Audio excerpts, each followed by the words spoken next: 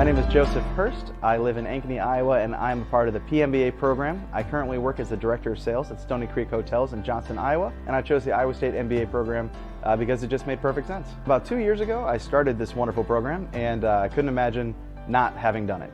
What has helped the most balance work, life, school has been the people I'm in class with. It's great to go through questions, problems, study for tests, and it just makes the whole class so much easier. As a working professional thinking about doing an MBA program, I get night classes aren't everybody's dream.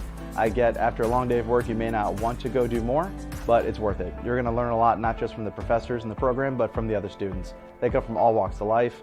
They are from different age groups. They're from different companies. They're from all kinds of different backgrounds. They've got all kinds of different stories.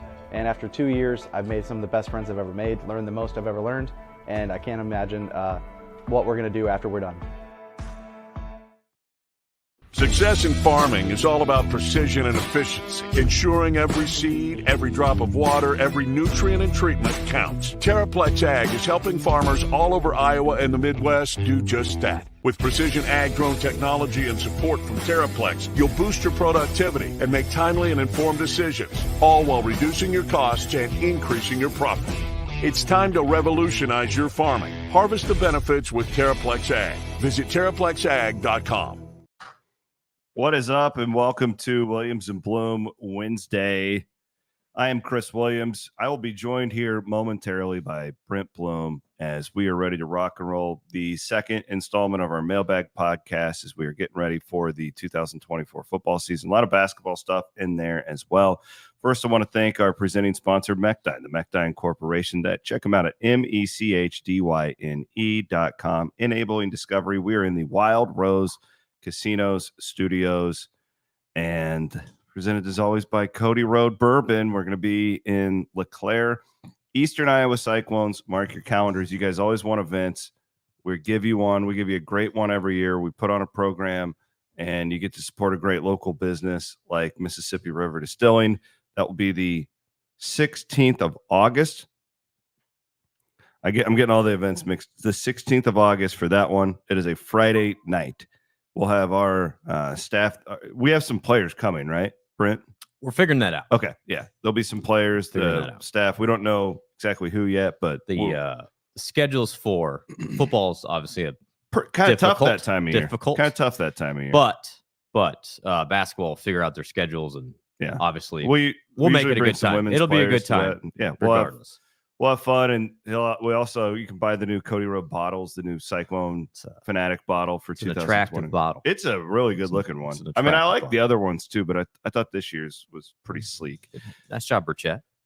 He is Brent Blum, produced today as always by Aiden Wyatt in the Wild Rose Casino Studios. We are going to continue on with our mailbag episode from Sunday night. I did want to just throw a few things out on college athletics in general. Right now, we have media days going on around the country. The Big Ten and the ACC have been going on. I saw a guy, Alex Golesh, made a little news yesterday. Yeah. The NIL world is. We're not going to spend all day today on it, but it is a fascinating case study across the country, and you're really finding out who cares. Well, it's like this. It's like South Florida says they're going to max out their $22 million. And you look at it, it's like that's an American school, and they say it so nonchalantly. Like, yeah, he's like, how do they find $22 million for South Florida? I don't know. This is because they don't have a TV deal, right? Is the thing, right? Like, they're not making. Well, then even one of our peers said last week that West Virginia said they're going to max out at 22 Everybody's million. going to max out, and it's like if you don't max out, you're going to get left behind. Is how I view it, but I was in the Big 12, like talking to a lot of these guys, and I'm not saying everyone in the Big 12 will, but I bet it'll be 75% or higher. Well, the issue is, how do you find $22 million? Yeah, you can't just go, here you go. The good thing though, like at Texas Tech, there's probably like 5 guys will just maybe raise that for them. I know, but it's just. But Iowa State doesn't have 5 guys of that caliber. Cyclone Nation out there, if you have millions of dollars around that like to help the cause, now is the time. Now is the time. Let's put it that way. No, it's really fat. I mean, that you're right. I thought the South Florida thing was eye popping from all these media days. It's the NIL conversation is almost leading the way. It is, because everybody's basically gearing up for whatever their direction is going to look like next year. Like you saw Wisconsin just hire essentially an NIL GM who was their chief of staff for the football team is now going to run their NIL department. Like all of these athletic departments, like we've talked about all along, they're all making decisions based on next year right now, because you can't just wait for next year. You have to gear up now, because the football transfer portal opens December 1. And when that portal opens, your guys are going to need to know what's on the table for next year. Basically, it's I've all asked hands some on questions deck. like when not just at Iowa State, I've asked a couple other people, because we've done this a long time. We know people all over the country, and they basically said November 1 they need to know what their cap's going to be or whatever. For sure, because that's what you're recruiting years in advance. Yeah, so you have to know. And I honestly, for all the fans out there, this is, if you've ever thought about, hey, I want the good times to keep going, now is the time to support NIL. And right now that's through the collective. We've kind of just been in the survival stage. Yeah, but now that you have this real money coming in, it's like, and like I've told people on this before, anything we have left over, should the collectives be banned or go away or whatever it is, we will move it over towards Iowa State's operation. Yeah. So it's not like you have to worry about it's not going to get used. But what we're running into right now, it's actually better to give now because it's tax deductible. That's a good point. What we're running into now is all these schools are trying to figure out what are we going to do, how are we going to have it, and it's hard. It's a hard conversation because you can't just find $22 million. You either have to raise that or you're going to have to cut. And that's not a fun conversation. So no, I'm fascinated by the South Floridas, the West Virginias. There's a couple other ones that's like, holy cow, SM. I mean, I'm not surprised by SMU. No, but they're just rich. It's one of those things where the South Florida thing made a headline in my head. I agree. Because that's an American conference school that's not exactly known for like being a football. They're probably making $25 million less in TV than Iowa State. Yeah. So it just makes you wonder, like, what are we going to do? And I think we got good people working at it here at the Iowa State end, but at the end of the day, it comes down to how much do you have. People are working hard, and it's a bit of a thankless job. Because, and I say that because, like, with what you do, and I appreciate you a lot, that, but in your committee and all that stuff, but like, it's you guys get bitched, you're getting pulled in a million directions, and then when the team wins, it's the players and the coaches, and like, I'm not saying that Matt Campbell needs to put you on his shoulders. No, not at all. It's but it is a thankless deal because there's whatever, people get it. I know, and I think again, we're all working through this stuff. What did you like? It comes down to you need more. Am I overreacting when I saw that South Florida headline? I was stunned by that too. I like spit my coffee out when I saw Golesh say that. And I don't think they are definitely not going to be the typical American school. There's no way. I mean, but it raises the questions like we've talked about. Are they getting school money? Because USF as an academic institution is really highly thought of. They do have a large-ish endowment. But they've done well. Remember how Rutgers got into the Big Ten and we're all like, oh, what is Rutgers doing in TV eyeballs?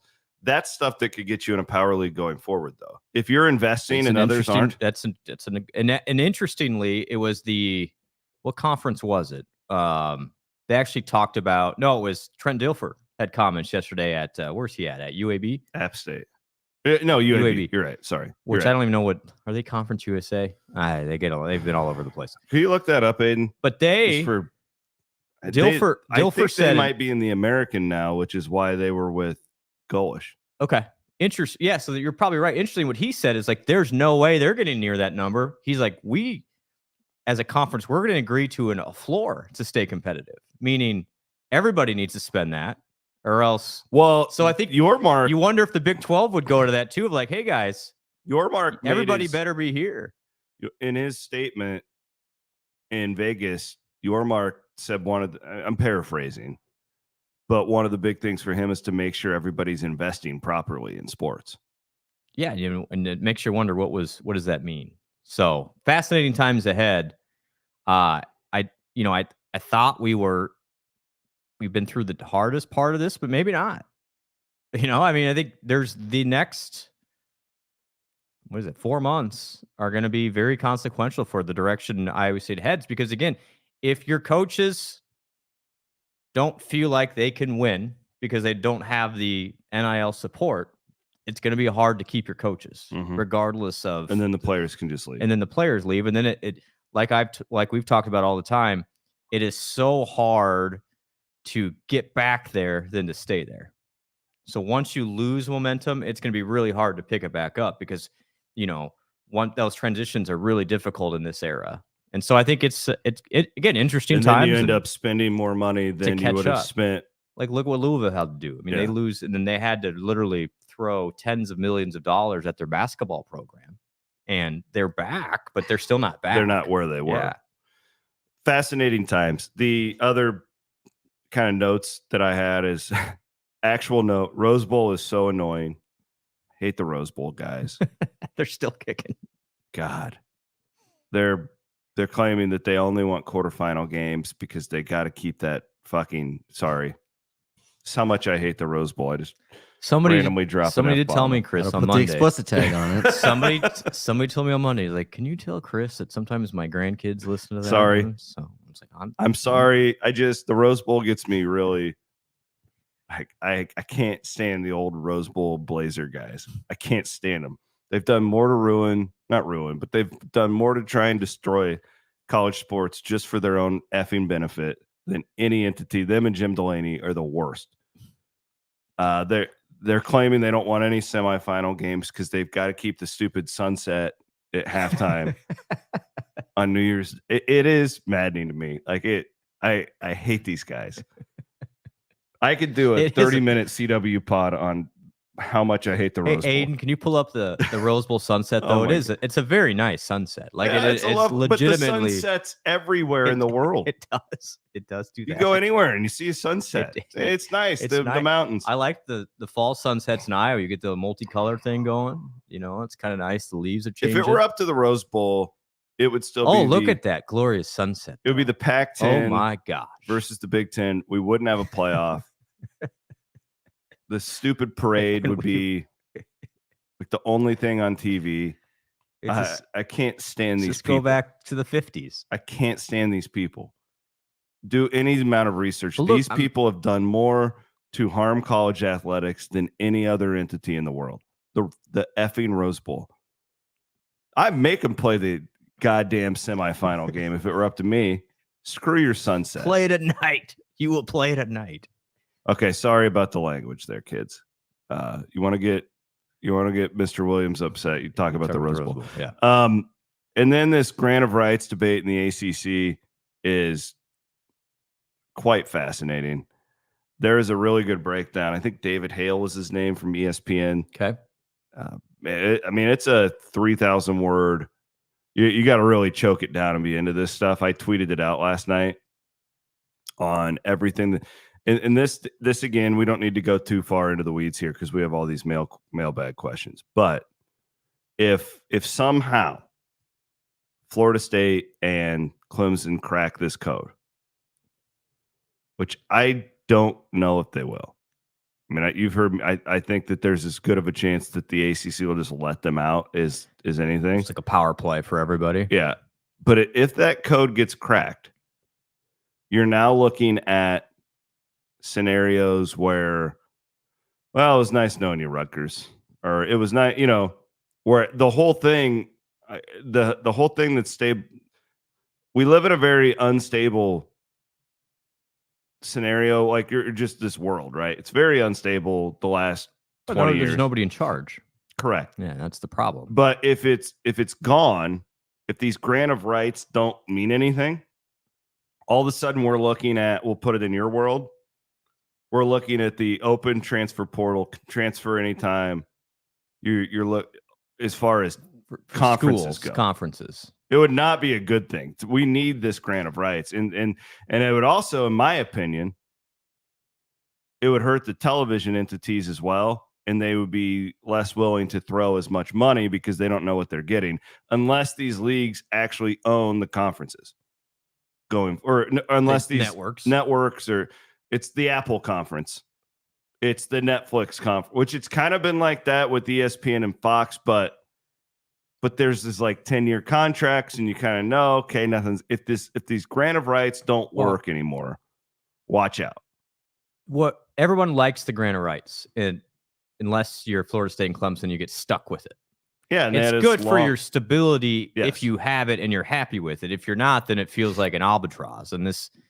But I think generally there's a reason why everybody likes stability, because then you can plan. Anybody that's run a business, you want to know you have that, what revenue you have coming in every single year. And it's not like, well, it could be this, it could be that, it could be anything. So it would definitely change the paradigm for all of college athletics. And it might dictate, here's what I'm thinking. If the grant of rights go away, I almost think it could hasten the process to, in essence, a Super League. Yeah, I totally agree with you. Because if everyone get out, they're just going to find then it's going to be a race to the top. You're exactly right. Then you could just be the NFL light. So almost as a Big 12 fan, you want Florida State and Clemson in your conference. Don't get me wrong. I don't know if this actually benefits. I don't want this grant of rights to be broken. I don't. Yeah. I think it would lead to just mass destruction. And what I would say, if anybody's listening, then it's like for the players, we've all been player power. Well, if the schools don't exist, now you're really screwed. Then you're going to see how good you've had it. Well, there's never been a better time to be an athlete. The last 3 years is the best time ever to be a college athlete. Yeah, without question. You can do whatever you want. You're overpaid in many cases, not all cases, but in many cases, it's like, well, I'm a left tackle who is a backup, and I entered the portal, but I'm 320 pounds. I'm going to get 200% more than I should just because I play a premium position and I'm in the transfer portal. Yeah, and you're still getting your education too. Yeah. By the way. Free meals. Yeah, I think it's college athletics is really in this weird spot. There's almost so much change happening at once. If I could be the czar of common sense, I would just say everybody calm down. Like, just take a breath. Let's reassess all this stuff, because you have too much going on all at once. And so far, I saw somebody tweet at you, and I think it was yesterday, saying, is all this stuff going to be good in the long run? And so far, ratings and attendance is doing great. The question is that, do you just exhaust people over time with all this stuff and people stop showing up? Here's the other thing. Let me fire a warning shot. The other thing that's going to be interesting now, because I've always been fascinated by fans caring about television dollars. Like, whoa, I'm an Iowa fan, and we make $50 million more in television revenue than you loser. Like, I've always thought that was really weird, because your ticket prices aren't going down, right? Like, they're not the bottles of water at the stadium are still expensive. Yeah. They're asking for your donations. Yep. Like, it doesn't really impact you at all. What will be fascinating, and this will be public. These are public institutions the majority of the time. We will know how much these individual schools are putting towards the players. And I could see a scenario where if you're not investing in that, and it will be public, where there is an actual backlash going the other way. So the gentleman who tweeted at me said, I don't like this. Me and my friends aren't as interested anymore. Well, wait until every school is doing one thing and you're doing the other. There's going to be the opposite backlash. That's interesting. Well, because they're going to say, well, if you're not supporting the teams, what am I doing supporting you? Interesting point. Like, I saw a friend of mine was mad at the Minnesota Twins yesterday, because they weren't going to spend at the trade deadline. Good point. Yeah. You're going to get to a world where college athletics is like, hey, you've got the Yankees and then you've got the Royals. The Royals fans are always mad at their owner, going, why aren't you investing in the team? We might be headed down that way in college athletics. Exactly. And then, but then you've got the Rays, who are always like in contention, right? And they don't spend a lot. The problem is, those teams all get the same generally from a national TV perspective. It's not the same in college athletics. You can't just say, hey, you're just pocketing the money. If you don't have the money, you don't have the money. I mean, I think that's, if I'm an AD right now, I'm going, well, I can't just promise this if I don't have it. Like, that's not going to work. Yeah, that's how you have a horrible debt problem and you're paying massive interest on it. And then what happened? Like, it's not like these public education entities are overflowing with cash as it is. I mean, Iowa State University has had very stagnant pay raises for its entire university for years now. Mm-hmm. It's just a really difficult conversation. But you're right. If I'm a fan and I'm going, okay, why is West Virginia? How in the hell can South Florida do this, but we can't? But we can't. What am I paying? But if I'm the AD, I'm saying, well, then I get help us out. It's not an easy. There's no easy solution here. But I'm telling you, the younger, I'm saying like 40 and under of the fan base, for sure, probably 45, 50 and under. They're going to be pissed if you're not getting close to that number. They're going to say, why don't you find a way? If South Florida can do it, right? I'm just preparing everybody. Like, I could see it going the other way where people still care, where they still care about the product. They're never going to stop caring about Iowa State or Rutgers athletics, whoever we're talking about here. And that's the advantage of college athletics and difference. You have that built in. Correct. The fans are fans. Like, they're going to be there. They met their wife there. Yep. They got their degrees from there. Like, that's going to be a thing. But I don't think they're going to stop going to games because you're paying the players. I think they would stop. I think there's a much bigger threat that they're going to stop going to games because you're not. Yeah. Interesting. And and this is where like Iowa State is such a fascinating case study, because Iowa State fans care about all the sports. And they care about the bigger picture too. Yeah. But not everyone's like that. Like, look at West Virginia. That's another good comparison. Like, will they have a good, proud basketball program? But I would venture to guess most West Virginia fans would be like, nah, just put it all into football. Or am I Iowa State fans like that? No. Yeah, like it's really interesting. Yeah. Well, then you got Creighton. Creighton's always the best case study on the other end. Another, like, all those Big East schools, Villanova, Georgetown. It's like, can they just put $22 million into their basketball roster? You're right. This adds a whole nother layer to the fan experience of, well, can I complain? It's interesting. Can I complain about how much money you're spending, and then how you allocate that money? Now, I don't know if that'll ever be made public. That's the one thing on our end. We don't have to tell anybody who's getting what. And so it eliminates, I guess, some of that fan stuff of, like, you get in professional sports now is, oh, why is Kirk Cousins making X, when he's throwing interceptions all over the place? But do we start going down that Why path? are we paying our quarterback this much? The coaches. Will that be public information? I don't know. I don't think so. Now, if it's a public entity, maybe. We can't track scholarships, but if they're ever employees, we'll know. Well, if they're contract, can you track contract? I don't know. Again, will they be in questions. The database? Maybe. I don't know. That's why a lot of these schools they'll basically pay a third party that money, and then the third party will run it. Great point. It's not. Yeah, so it's like through Learfield's NIL arm. Yeah. Again, these are these big conversations, but to the point, as we move down this professionalization, then the fans feel like they are entitled to more. And then you've got like Kirby Smart and Mike Gundy being like, well, it's not my problem. You know what I'm saying? Yeah. Like, it's great. Anyways. Good chat. I think it's fascinating. I love having these talks with you, Blum, because we can go really. I hope our audience, and we're gonna bounce this off of Aiden. Aiden's hilarious. Like, Aiden just, every day I walk in, he's just got The Office or Seinfeld on. Like, he didn't even know that Joe Biden dropped out of the presidential race the other day. He's just completely oblivious to the world around him. Are we boring you? Like, or is this interesting? No, it's interesting. You can say it's boring. Because I want to know, for the majority of our audience, you're the majority of our audience, not dorks like us. No, I find it interesting just because it's about the future. Okay.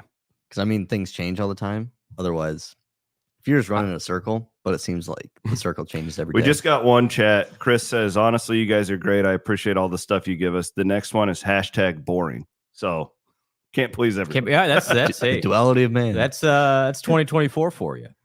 Did you guys, Aiden, did you ever find out what conference UAB's in real quick? Yeah, AAC.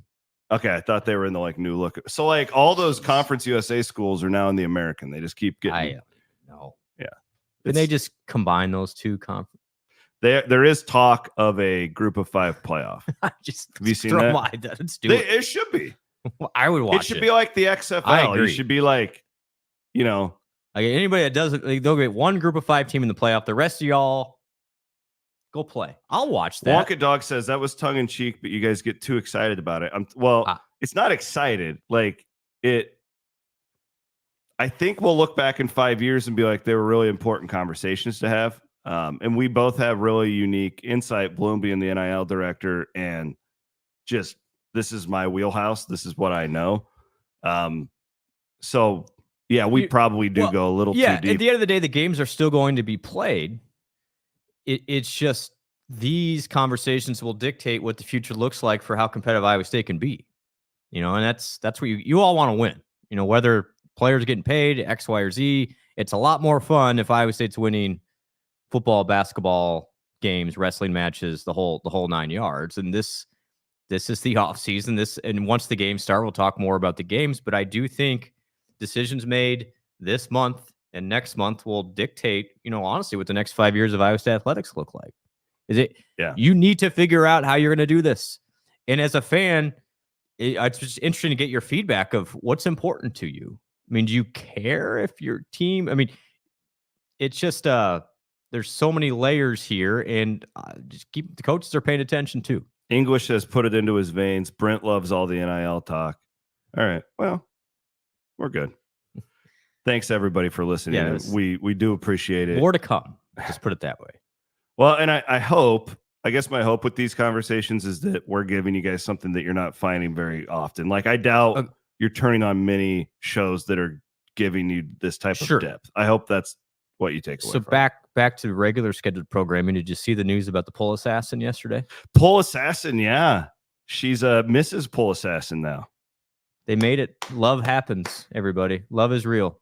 I saw Sarkeesian in the wedding photo doing the frickin' horns. Hook 'em horns. Congratulations I would give anything to be at that wedding reception. The Pole Assassin now. So have I ever told you about now married? I don't think. Did you ever go to the Emerald Isle with me when we lived in Shenandoah? Did not. Yeah, you would be afraid of that place. So Mechdyne, Iowa. Is that a casino? No, it's a bar. Oh, a bar. Okay. So this is back when I lived in Shenandoah, and my good buddy Mike Dreyer. You know Mike Dreyer. Oh yeah. We'd go to the Emerald Isle with the boys on Thursday nights, often. And what does this have to do with the Pole Assassin? Well, I'll tell you. Because there was at the time that adult entertainment establishment down in Hamburg. Oh, the one that got shut down for having an underage entertainer. Well, okay, it depends on who you're talking to. Because the good people in Hamburg say that it was art. There's a lot of good people in Hamburg. It was an artistic expression by this young woman. The state of Iowa deemed that she was a stripper. Okay. They both could be right. So you go to the Emerald Isle on Thursday nights, and at about like 9 o'clock, all of a sudden it's like, pour some sugar on me. No, the Emerald Isle was all the strippers from Hamburg would show up at the Isle. Oh, yeah, like the Pole Assassin's colleagues, and they just get up on stage and they're just. And guys, this is Aiden. Look up the size of Hamburg, Iowa. I just want to explain to you this. We're not in Miami Beach, Florida strippers here. Okay. We're not in Vegas. Yeah, we're not even in Sioux City. As of 2022, the population was 873. Yeah. Okay. So you smell what I'm cooking here. But these gals, the White Snake would come on and it would get crazy. There at about 9 o'clock every Thursday, the Hamburg gals would show up. Dancing on the bar there, bar top. It was wild. Good for them. It was a good. So the Pole. I'm glad that the Pole Assassin is. There's a photo from love wins, everybody. At the end of the day, Mrs. Assassin. Jeff Banks. I wonder if those monkeys are still alive that bit that kid. That kind of went away. I don't know what happened to the lawsuit. Well, when I'm guessing Sarkisian took care of things. Yeah, pretty powerful guy down there in Austin. Well, hey, thank you. I had like 4 people in a row tweet that at me, and it made my day yesterday. Thank you guys. You guys are the best. We love the Pole Assassin here. This is a Pole Assassin show. I want to thank a couple of our great sponsors. Gravitate Co-working. Go to gravitatecoworking.com for all of your local co-working needs. I kind of need a co-working spot because I haven't had an office in my house since the Great Flood of May, since Aiden didn't forget. All you had to do was, since the floodwaters rising around you, we can fix the sump pump and it is all avoidable. But no. I forgot my power tools at home. That was the issue. Well, point being, I haven't had a home office in months. I am making progress. The home office should be ready for kickoff. My goal was July 4th. That has obviously not happened. But good reason why you could go to Gravitate Co-working if you don't have that spot for yourself. I want to thank our friend Hopewood, JD.com. Hopewood, you get your will done in a day. Diehards, like, she's done hundreds of these wills for our listeners. She gives you a promo code Fanatic, where you get $50 off that will in a day from our friend Hopewood. I saw one of those, like, these will things advertised on, I was watching the news yesterday, and I was like, why would I call some national person I don't know and Hopewood's right down the street and do the same thing? Don't be a sucker. Don't do that. Don't go to some online website when Hopewood's right there. Also, don't go to some random run-of-the-mill men's health clinic. And I in quotations, go to Game Day Men's Health in Ankeny, West Des Moines, North Liberty for you Eastern Iowa clones out there. I feel better than I have in a decade. I'm not just saying that. I've been going there for, I don't know, 6 weeks now, something like that. I feel amazing. And yesterday, so this is all safe, they did my monthly, or it's every 6 weeks or every month, something like that. I don't remember, but they run your blood to make sure that everything is looking the way it's supposed to. Because, you can react differently to these things, and then they make adjustments, and it's very safe. And my guy, Bill Morris, is the owner of that place. And shout out to my gal, Stephanie, too. She's my nurse in there, and she's awesome. She's passionate about magnets. That's a first. It's like she collects magnets. So I had to get her when I was in Vegas, I had to remember, because hold on, dad joke upcoming. The problem if you collect magnets is they stick together.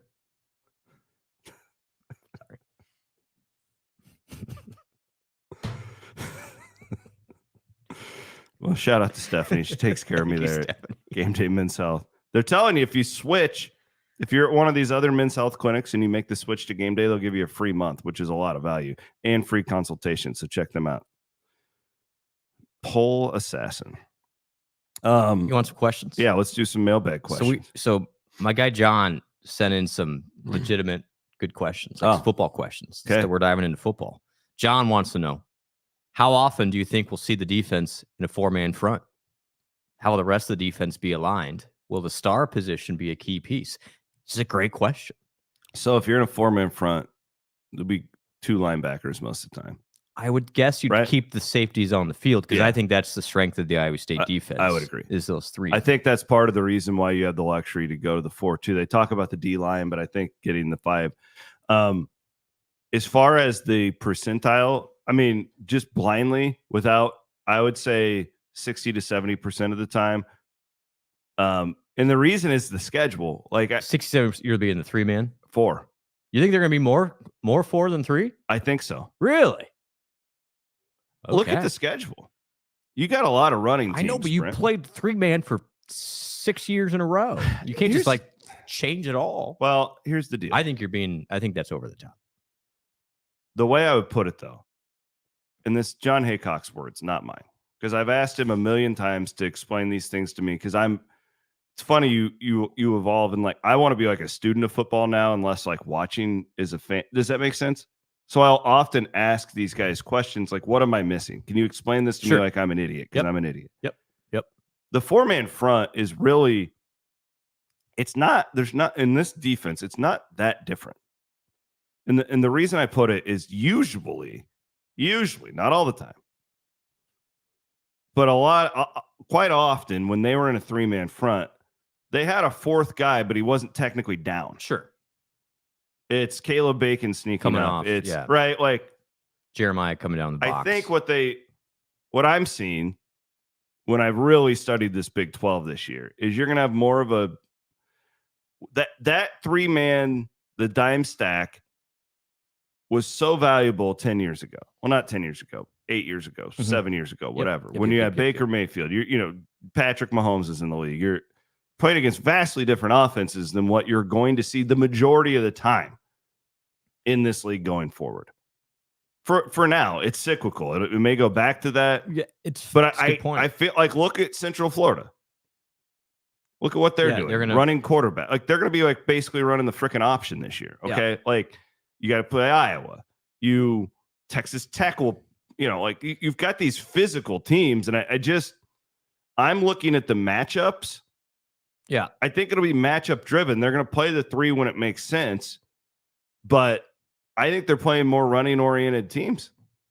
It's so I'm just doing some numbers. Iowa State was 40th in the country last year in opponent rush yards per game at 100, and let's do this 136. The year prior, C-Dub, Iowa State was 15th at 108. 30 yards more last year than the year prior. Mm-hmm. I agree. I think more and more teams, even your Oklahoma States, are with Ollie Gordner running the ball. Like they're great point. You're trying to get more physical. So the only team going the other way that I can think of in the league right now would be Baylor. Yep, because they brought that in that dual. And threat maybe guy. Iowa State. Frankly, Iowa State's gonna throw it a lot. I think Iowa State will be as spread out this year as we've seen them. With always though, I mean, you still have they're not going to abandon. You still have Steve-O and Bramer in there most times too. You look at their wide receiver talent. You look at your quarterback. And the ability to get the ball in tight windows. Assuming your line takes that step. I will say this to that question, and I think it's a point that Iowa State fans should really, hone in on. I think Iowa State's strength this year is those 3 safeties. They don't get brought up enough as a unit. I think Bo Freeler is it's because awesome. They're hurt all the time. You're right. Yeah. You're right. And they play super hard. And Cooper, Freeler, and Verdon were not on the field a lot together last year. That is a big key to this. If they are, watch out. Now you've got some depth there. I mean, J-Mo Patton's really coming on. He's a guy that they keep talking about, like major step forward. Yeah, and I mean, there are Sean J. There are guys that are in there that Cam Smith's another one, but those guys there's a reason they're considered how good they are. But those 3 need to be healthy, and that because they can each they're basically linebackers playing safety, Freeler in particular. I mean, he has the toughest job on the defense. Just watch him play sometimes. If you're bored, watch Bo. And then watch Klotz on offense. Yeah, I mean, he is constant. Wherever the ball is, you're going to find 17 right there. I mean, he's either up, he's back, he's doing everything. And I'll go back. It's a hard job. Do you remember when Isheem Young transferred and everybody freaked out because we didn't understand it? Transfers weren't like a thing then. Like, for sure. The biggest reason he transferred, if you watch the end of the year, like Freeler was taking his time. Yeah, I think Bo's one of those guys where, he's not getting a lot of interceptions, not doing a lot, but he is probably the most valuable piece to that defense because he does everything. And when he's on the field, you're just better. And so keeping him healthy, and he's had some injury issues, he's played through it. I just think it's that star position, those safeties in general are the key to the defense, and that's going to be the strength, in my opinion, of this defense this year. Somebody else on that same topic, what's the linebacker rotation, which I thought was an interesting question because there's some injuries. There are, but and then your defensive lineman will dictate who's in that rotation. I mean, right now Caleb Bacon's there. You've got some young Will McLaughlin played really well at the end of the year. You've got some young pups that are coming. Zach Lovett played more as the year went on as that, third down spy type of situation. He did a really good job at that. Can he go to the next level? Great question. Jack Sadowski played a lot as a true freshman. He's going to get better. No one's really talking about Sadowski. He played a bunch true freshman. He's been completely lost. And then Ebel's coming. Brazina's coming. My tag team partner. Yeah, your tag team partner. And, even a Jacob Ellis is back for another year. So I do think there's numbers there. I am as fascinated as the question was of how that breaks out. I mean, Caleb Bacon, what Pro Football Focus, highest rated linebacker in the conference last year. And I don't know if a lot of people realize how many. He's one of the 10 best pro prospects on the team. There's no question. There's no question he is. He's an NFL guy. Maybe top 5, potentially even. It's a really neat story. He gets lost too because he didn't start a lot of games, but he always played a lot. And he was a walk-on. Yeah. Now he's not a walk-on. Yeah. And but he was never like being announced on the screen, because he was kind of a reserve, but he played starter minutes. And then by the end of the year, he was all over the place. And so he is primed for a huge year. But it's a great question of who fills in there. I mean, I feel good about, McLaughlin's played a lot of snaps. Bacon's played a lot of snaps. Sadowski played a bunch as a freshman. Willick's still dealing with an injury. We'll see. And I think that's where that's an interchangeable question between how much is Iowa State playing 4 down and how much is that linebacker rotation in there, and what growth do you see out of Cooper Ebel? The coaches think he's an NFL potential future. We haven't really seen him. We saw him in spot minutes last year, and he's put on a lot of weight. We saw him at the Rocco camp. Good looking dude. But let's see. I don't know. See it on the field. I tell you what I have seen is that Caleb Brazina in action, and I think it's going to be hard to keep him off the field. The way he went in there and interrupted Matty Starr when he was abusing electric. me. I'm still Mendezun with the. I mean, I got to get Mendezun. The body slam. That's not easy to do. I couldn't do that. No, you couldn't. I could not do that. Nor could I. That's why Matty Starr of Lincoln, Nebraska was picking on me. Question from Texaclone here. Any insight on recruiting being affected by the new Big 12 makeup? Any focus in the West now? Well, I would argue that they've been focused in the West for a while. Arizona and Utah have been good to Iowa State. And Colorado. Yeah. A little bit. Oh, yeah. I mean, Freeler and Purchase was over there. I remember talking to somebody in the football program about this like 5 years ago, because we thought that like this Arizona State thing did not come out of nowhere. We all thought this would happen. This is why you should be a premium subscriber. We all thought that this would literally the day Texas and Oklahoma left, I reported that I thought this would eventually happen and got a lot of feedback. And at the time, they didn't know how it would impact it. I think they've grown to love the fact that Utah and Arizona schools are in the league now because one of them is Mauser, the offensive coordinator. So you've got some connections. You have connections there, right? Yeah. Like Taylor Mauser is really connected out west. It's interesting looking at Iowa State's recruiting class. So the Iowa State's got 13 commits, according to our friends from 247. And here's the breakdown of state: Iowa, North Dakota, Iowa, New Jersey, Iowa, Florida, Missouri, Illinois, Ohio, Kansas, Florida, Iowa. It feels like to me, and I'll tell you why. Dion Broomfield is doing great work down in Florida. He's from there. It seems like Iowa State's pulling in now some more Florida guys. Is that a UCF connection? I mean, you can now tell those kids, hey, we got UCF down there. Really general point too that I just I know it still matters, and it's more important now than ever to retain players as opposed to buying them in the open market, right? Yes, we all know this. Yes. My argument would be I care less about recruiting now, even though it's probably more important than ever. But it just feels like if you do this, if you're a fan, I think, well, what are the chances these guys are actually going to be here as juniors anyways? Where I kind of understand what you're saying. I mean, you look at last year, and this is college sports. Iowa State did nothing wrong. A lot of guys transferred. 10, 12, whatever it was. They're all depth guys, though, and they're going somewhere where they can play. They were all encouraged to transfer. Yeah. Nobody did anything wrong. My point is, as a fan, it used to be, man, we're signing these guys on February 1st, and this is our backbone of our team for 5 years.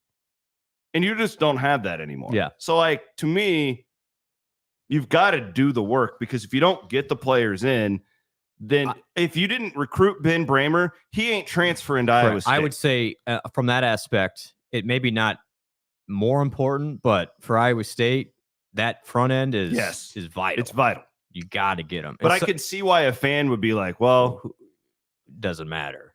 Yeah. Because it's hard to follow football recruiting if you're a fan. It really is. And it's hard. I totally agree. And somebody else asked, I got to find it, but I remember it from reading the questions on Sunday.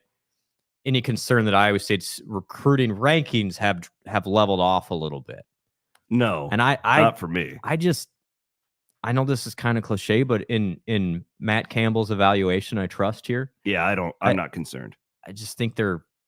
You can say whatever you want, but a lot of people in that building think that this upcoming team is as talented as 2020, like as far as NFL guys go. Well, and we'll see if they perform like that. I mean, you have to develop them and stuff, but. And I was putting the kid to bed last night. I was going through recruiting rankings since like Campbell got here. And interestingly, the best recruiting rankings were the ones when the juniors and seniors were on that team 2 years ago when they went 4-8. Mm-hmm. And then it dropped off, and now you're seeing a rise in expectations and talent level. So again, it's not perfect. Iowa State's generally never going to finish in the top half of the Big 12. It's just not the geographics, but neither does K-State. And K-State's been as successful as anybody in the last decade. So again, as long as you've got a Campbell, you've got this recruiting team, we were big fans of Derek Hooger and his personnel department. I feel like they have a pretty good read of who's going to work here. I'm not worried about the numbers as far as like stars rankings and stuff. I'm really not. Now it would be nice. Again, obviously it's just hard. You're just not going to get many 4 and 5 stars. It's just not the nature of it. For a variety of reasons. But it's a good question. But and to that point, I still think for Iowa State, your freshman recruiting in basketball and football is still important. Those blue bloods less so, because they can just be Ohio State and go, which I had to chuckle at this. Did you see Ryan Day's quote yesterday, Big Ten Media Days? Which one? He said something, I'm going to paraphrase here. None of these guys came here with NIL on their mind. It's like, okay. I can't put Ryan, a finger on it, dude, but he rubs me the wrong way. I do not like that guy. I can dunk a basketball too, Ryan. Picking on Lou Holtz thing, like the fake of that was all. Like I do not. Here we go. Here's the quote. Talked with Ryan Day about Ohio State's recruiting class. I think the thing that fires me up is the fact that none of these guys lead with NIL. I mean, they're not looking for that first. They want to be Ohio State Buckeyes. Mm-hmm. Yeah. Oh my God. Coaches never change. Hey, I was reading. It's on that note. Been reading a lot about like AI and robots eventually taking over. Figure you'd be into that. They think in like 10 years, it might be impossible to lie. No, I'm serious. I'm serious. Our government is screwed. Oh, yeah. We're all, yeah. The reason being because we're all going to have like these chips. And like, you don't want a chip. You got the virtual reality goggles, I do have VR goggles, yeah. And like you can, all that stuff, right? Yeah. Well, like when somebody lies, inside your brain, you're going to be able to sense it because like, there's some sort of psychological. They're going to put off some sort of like toxin and nobody will be able to lie is one of the theories that's out there. Ryan Day is screwed is my point. Cash out now, Day. Dabo, you're gone. I think Matt's going to be okay. Yeah, Matt just doesn't answer questions, but doesn't mean he's lying. Yeah. That's the safe way to go now. Just don't say anything. It was so funny. We were in Vegas. This is what these like side media scrums are like. And Matt Schultz does a great job, sports information director. I love Matty. Shout out, Matt. Proud South Carolina Gamecock.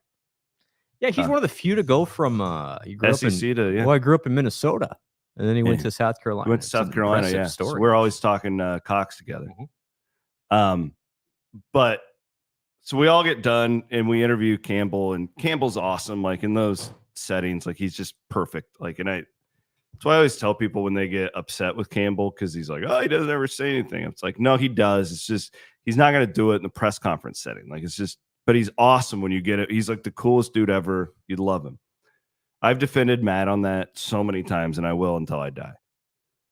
And Matt Schultz was like, are you guys going to come to the press conference? And I just laughed. I was like, no. No, I'm not going to press. Why the hell would I do that? Not tell us anything. Just so Matt can just sit up there and, well, proud program, culture changer, these guys, this Bro Freeler. I mean, you want to talk, and you spend 4 minutes just, the reality is at Iowa State, we got to climb up the mountain, like it. I'm like, I'm not going to that. Kidding me? He's much better in the local setting, is what, and he's really he good knows what he's doing. He's really good in small group settings outside of cameras too. Matt knows what he's doing. He's killing time up there for the scribes. Great question from John. Single greatest Jack Trice Stadium moment that you witnessed in person and why? It was the Oklahoma State game. I think the Woody touchdown. Yeah, that's good. It killed the BCS. That was it got those Rose Bowl guys. They were that's it for me. I mean, that's the most memorable game. It's the most memorable. John's pick is LaMarcus Hicks pick 6 versus Iowa. I think that might have been the loudest I've ever heard Jack Trice. That's a great point, John. Good point, John. Because that was when Drew Tate concussed all himself. That. It's just there's no game that has more meaning than the Oklahoma State game. Friday night, standalone. Yeah, it really killed the BCS. It did. Now I would argue Iowa State didn't take advantage of that momentum on its end. No, but I'm saying like we thought at the time. The big picture, that was the most surprising outcome in the history of an Iowa State game, other than the Oklahoma game of 2017. Yeah, all TCU in 17 was really good. One of my favorite games. That was electric. Not the most memorable, but one of my favorites. I thought atmosphere-wise, I thought 21 versus Oklahoma State was awesome. Yeah. Super physical. Remember, Oklahoma State's still mad that I think Iowa State stopped him on 4th down, or there's some sort of controversy on the 4th down. That was really good. Last year's TCU game was awesome with the Trice 100th anniversary. I don't think you can beat I think some people would say Nebraska in 92. Yeah, but that game didn't. No, but shocking. Yeah, I thought Nebraska in 2002 was up there for me when Iowa State beat Nebraska and just pummeled them with Seneca. When Nebraska was still thought to be Nebraska, and they clearly were not. Good question. I think I got to go with, I think I'm with you. For pure elation, pure unexpected fun, it was 2011 Oklahoma State. But then some good times. Some good times for sure. I know I've told this story before, but there's just few moments with me when I was doing a lot more writing, but because I think I'm smarter than I am, right? We can agree with that. It's very rare that I don't have an opinion on a game. I would say all the listeners going, Chris is definitely, he thinks he's smarter than you. I've told this story before, but is the only time in my entire career where I felt like I had no words to describe what I just saw. Like that moment I couldn't possibly capture it. I was still sitting at my computer at my kitchen table at 5 a.m. the next morning, and I had not published my column. Yep. Yeah, I think that's probably it for me too. And he also mentions honorable mention the Will Greer running for his life game. The West Virginia game in 18 was really good too. That's a great question. I had a special moment. The West Virginia game in 20. I know it wasn't a full stadium, but I remember Whitver and I, before we went up to do post game, I would say just clinched the regular season championship. Jack and I texted each other and we sat together because it was we had done all these shows together for all these years, and it was just there was nobody in there, right? It was one of those half stadium attendance type deals where everybody had to socially distance. Okay, you know what? And we just sat there, and I remember watching them. They were doing the players were doing they waved the swag surf. Yeah. That's what they call that. Well, there's not a lot of people there. Jack and I are sitting together. Again, you could sit anywhere you want. You could go where you want. But it didn't really. You just couldn't eat popcorn. Remember that? What was so weird about it? Couldn't eat. Couldn't take off your mask. These fans, and they're clearly some seasoned Iowa State fans who have been through the ringer. Yes. The elation that they had that game, like they're coming up and hugging us and like we just won the Big 12 championship. It didn't feel like it because of the scenario. But that was a really special game. Great. And it technically wasn't a championship because the Big 12 doesn't award regular season football championships. Correct. And you still had to play Oklahoma coming up. And that was the real game is my biggest regret. I mean, Matt still talks about that game. They should have won that game. Yeah. Should have won that game. But you're right. It finished 8-1 in the Big 12. This will be the last question because we're pushing an hour. Yeah. It bothers me still when these fans say, Iowa State's never won 10 games. Iowa State was going to win 11 games that year. Yeah. But they just didn't play as many games. It's like politics. Like you can prove any point you want if you just stretch the truth a little bit and stay off the internet, everybody. Real quick before we wrap it up, movewhatmatters.com, where you can go and make a donation anywhere you want on Iowa State University's campus. I talked about our friend Matt Beatty, and he made a donation to the Animal Companion Fund with VetMed when my dog died. It meant the world to me. You can do stuff like that all the time for your friends, and stuff like that means more than most physical gifts. So, just talking to a listener, ask my advice for if you want to do Endow a scholarship this week. And so we got him hooked up with our friends at the foundation. It works. What we're doing with the foundation, there are people all the time who come up to me and say they had no idea that they could even do these things. MoveWhatMatters.com. You can check all that out with the friends from the Iowa State University Foundation. We will be here on Sunday night. We'll be back with Williams and Blum. Fall camp really starting up. The media day, the local media day, I believe is next week. I won't be at that, but our whole team from Psych One Fanatic will, and it's really here. It's go time. We wanted to do some of these mailbags. If we have a couple leftover questions that are relevant, we'll get you those. But ready to go, buddy. Good work in the off season is done. Yeah, we're just gonna make it. We do have, just real quick, we will wise. Yes. Well, PSA, we do have dinner tickets available. Next Wednesday. For Okoboji on Wednesday. Wednesday night. We're in Dubuque Saturday night if you're in the area. What's going on in Dubuque? We got I'm taking your dogs out. Yeah. You know that? Yeah.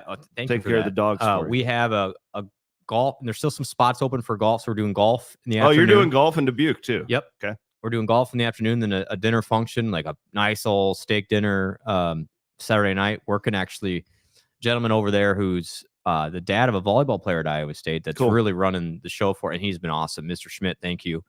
And then Wednesday in Okoboji, still have dinner tickets available. Just confirmed yesterday.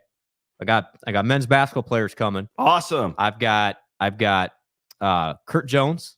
Kurt Jones. That's my guy. Coming. That's my guy. That's your guy.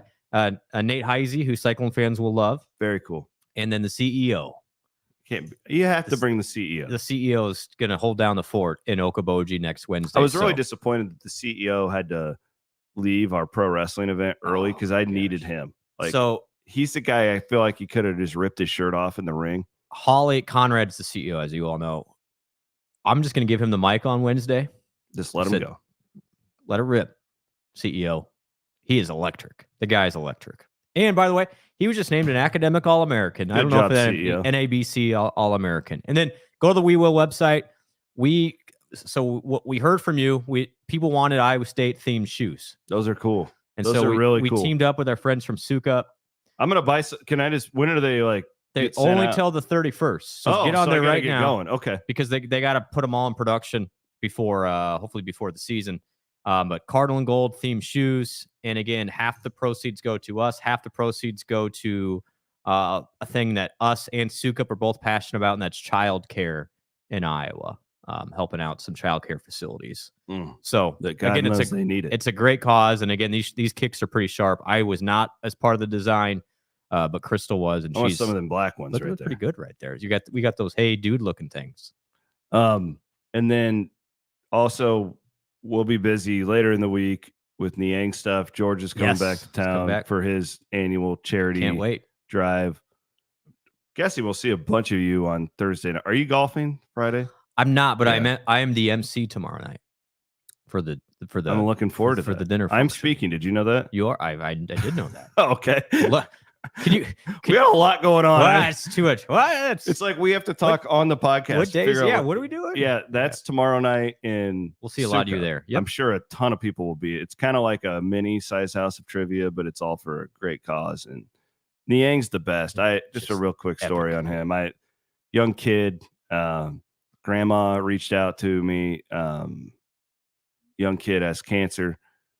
I reached out to a couple Iowa State guys. Hey, can you send him a note? And the one Niang sent back to me within minutes was the most like heartfelt and just wonderful inspiration for this young man who's going through hell. Like, just he is the best.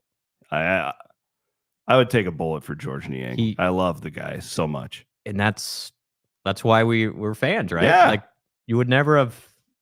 I mean, George is just—he's the real deal. Here's his jersey right there, buddy. Shout out Niang. See you this week.